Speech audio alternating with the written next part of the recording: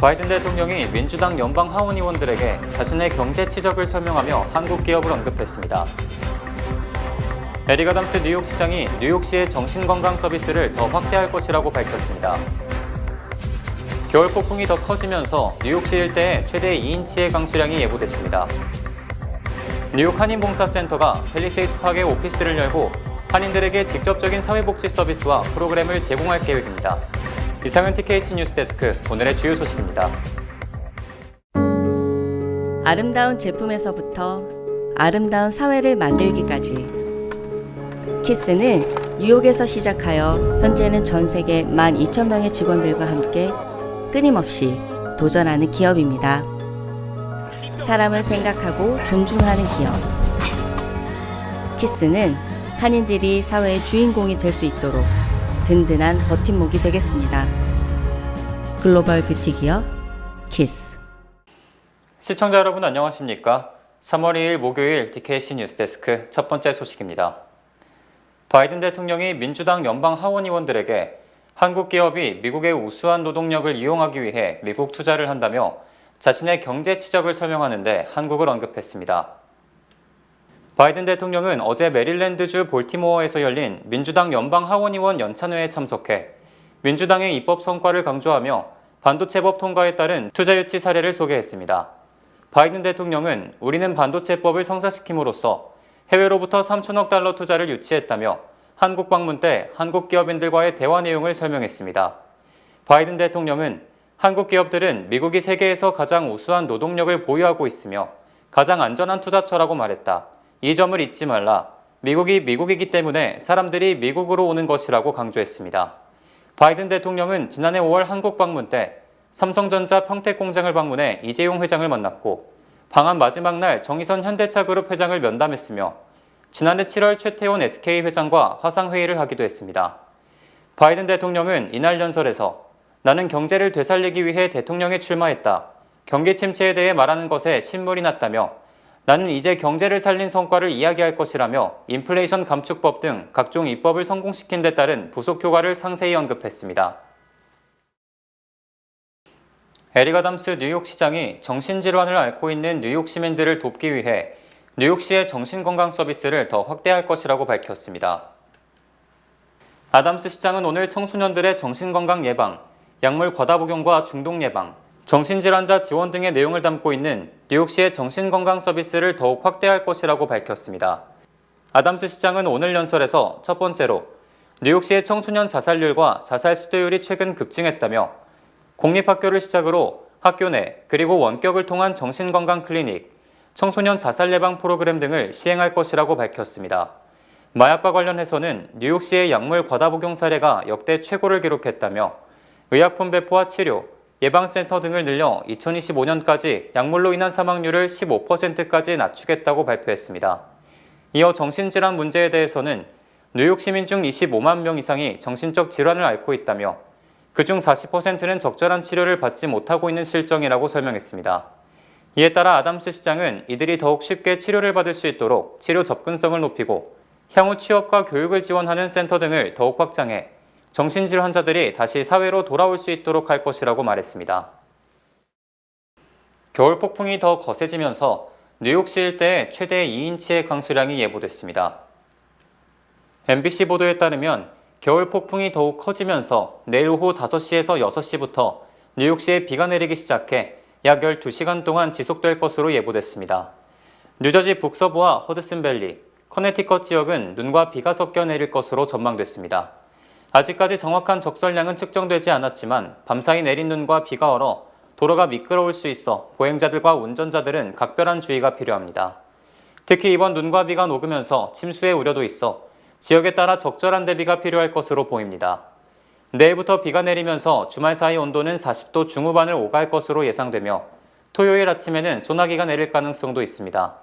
하지만 일요일은 겨울 폭풍이 지나고 맑은 하늘을 되찾을 것으로 보이며 온도는 48도 안팎으로 예측됐습니다. 주말을 지나 다음 주 화요일에 예보된 비 소식 외에는 맑은 한 주가 이어질 것으로 보입니다. 뉴욕 한인봉사센터가 뉴저지 최대 한인 밀집 지역인 팰리세이드 파크에 오피스를 열고 한인들에게 직접적인 사회복지 서비스와 프로그램을 제공할 계획입니다. KCS는 지난 24일 펠팍 오피스 개소식을 열고 포트리에 이어 두 번째 뉴저지 오피스 운영을 시작했습니다. KCS 펠팍 오피스는 한인 상권이 밀집한 펠팍 브로드 애비뉴의 자리에 한인들의 이용이 많을 것으로 기대를 모으고 있습니다.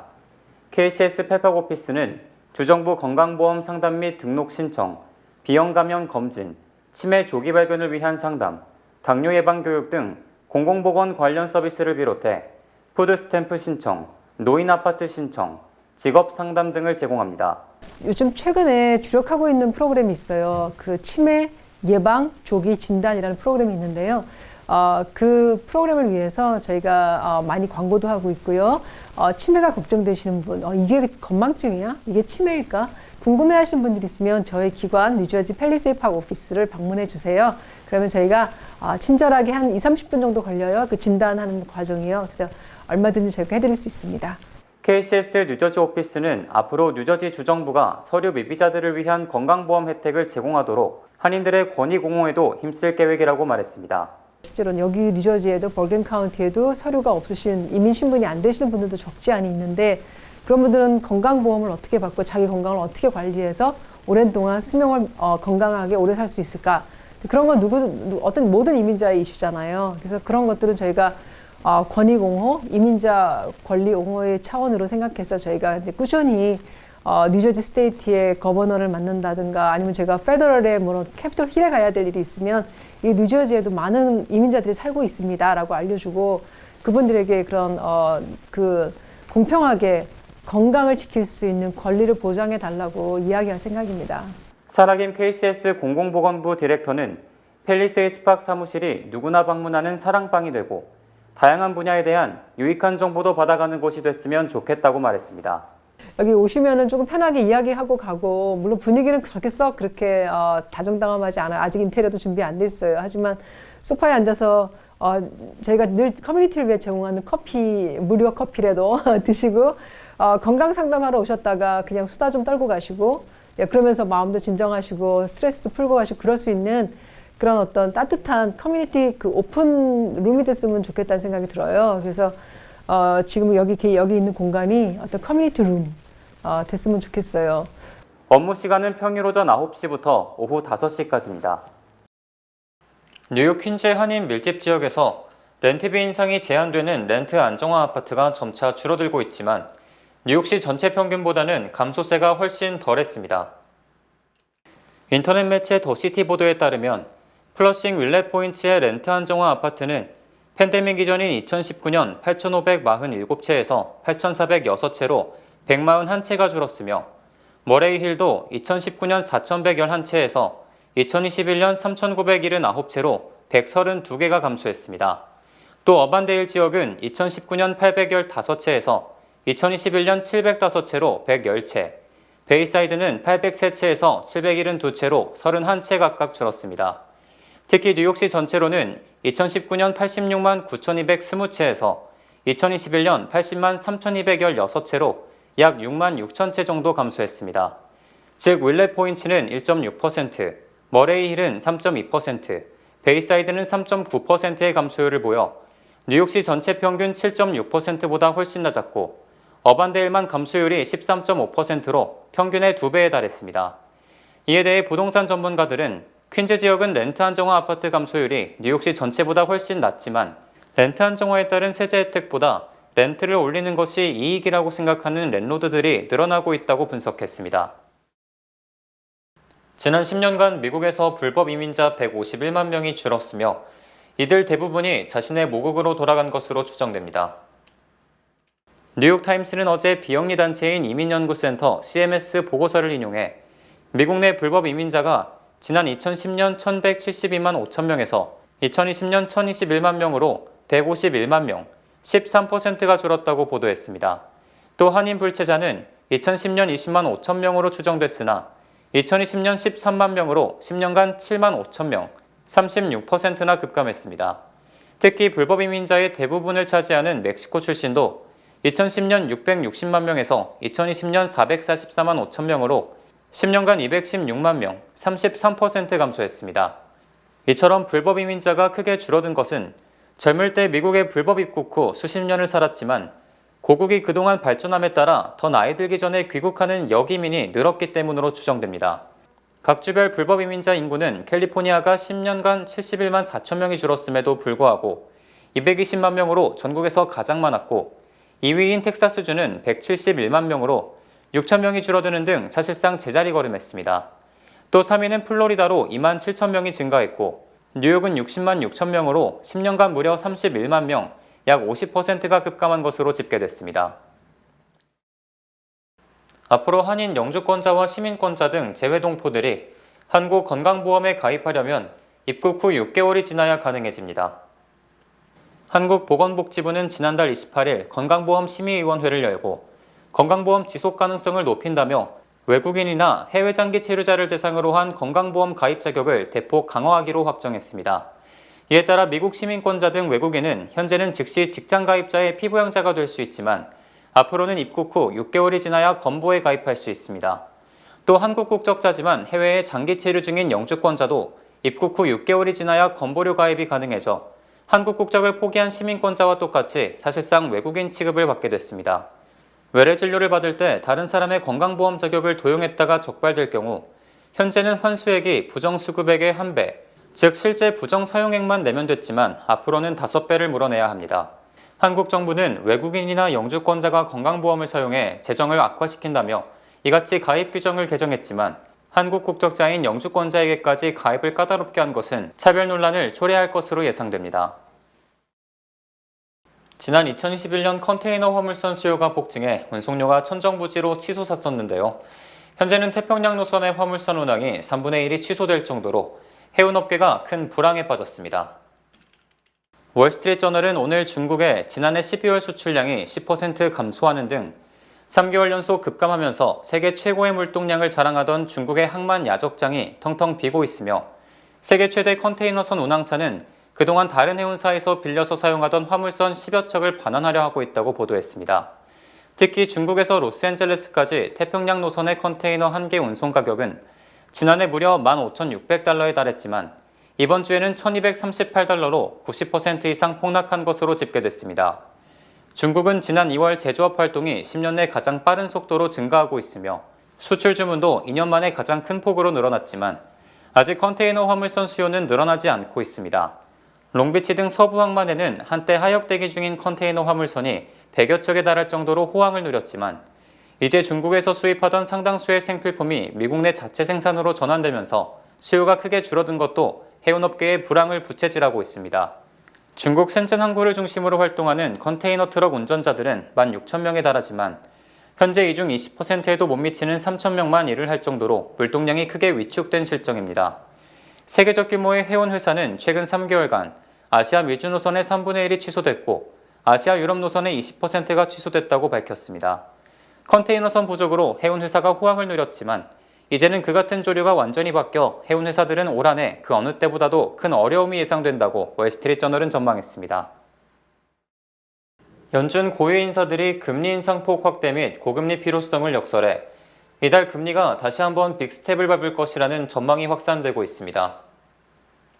닐 카시카리 미니애폴리스 연방준비은행 총재는 다음 연방공개시장위원회 회의에서 금리 인상폭이 0.25% 외에 0.5%포인트 인상 가능성도 있다며 빅스텝을 공식 언급했습니다. 특히 카시카리 총재는 나뿐만 아니라 다른 위원들도 적게 긴축하는 것이 다소 과도하게 긴축하는 것보다 더 위험하다는 사실에 동의할 것이라며 금리폭 확대가 연준 내 대세라고 주장했습니다. 카시카리 총재는 나의 최종 금리 전망치는 지난해 12월 연준 전망치 5.4%보다 더 높다고 말했고 레피얼 보스틱 애틀란타 연방준비은행 총재도 어제 홈페이지에 올린 글에서 기준금리를 5에서 5.25%로 올려야 한다고 강조했습니다. 연준은 지난해 3번 연속 0.75%포인트의 자이언트 스텝을 밟은 뒤 금리 인상폭은 0.25%로 크게 줄였지만 최근 인플레이션 진정 기미가 둔화됨에 따라 다시 0.5% 빅스텝을 만지작거리고 있는 것입니다. 한편 차기 연준 부의장 물망에 오른 오스탄 굴스비 시카고 연방준비은행 총재가 민주당 정책을 옹호하고 공화당을 비판하는 등 민주당 성향 때문에 정치적 중립성을 요구받는 연준 부의장에 적합하지 않다는 비판이 일고 있습니다. 연준 금리 급등으로 모기지 금리가 치솟으면서 모기지 신청이 28년 만에 최저를 기록했습니다. 모기지은행협회는 지난 18일부터 24일까지 일주일간 모기지 신청 건수가 전주보다 6% 감소해 28년 만에 최저치를 기록했고 1년 전과 비교해도 무려 44% 반토막이 났다고 밝혔습니다. 이처럼 모기지 신청이 급감한 것은 대출 잔액 72만 6,200달러 이하인 30년 고정 모기지 평균 금리가 지난주 6.71%로 전주 6.62%보다 0.1%포인트 상승해 지난해 11월 이후 3개월 만에 최고로 치솟았기 때문입니다. 모기지 금리는 지난해 10월 말 7%를 돌파해 정점을 찍은 뒤 지난 1월 6.2%로 급락했으나 다시 0.5%포인트가량 오르며 7%에 다가서고 있습니다. 이에 대해 경제 전문가들은 최근 모기지 금리가 오르면서 3주 연속 대출 신청이 감소했다. 물가, 고용 등의 지표를 보면 인플레이션이 예상한 것만큼 빨리 진정되지 않아 금리가 더 오를 것 같다고 진단했습니다. 캘리포니아주 프리몬트가 미국에서 가장 행복한 도시며 행복한 도시 6위권 내에 캘리포니아주 도시가 4개나 포함됐습니다.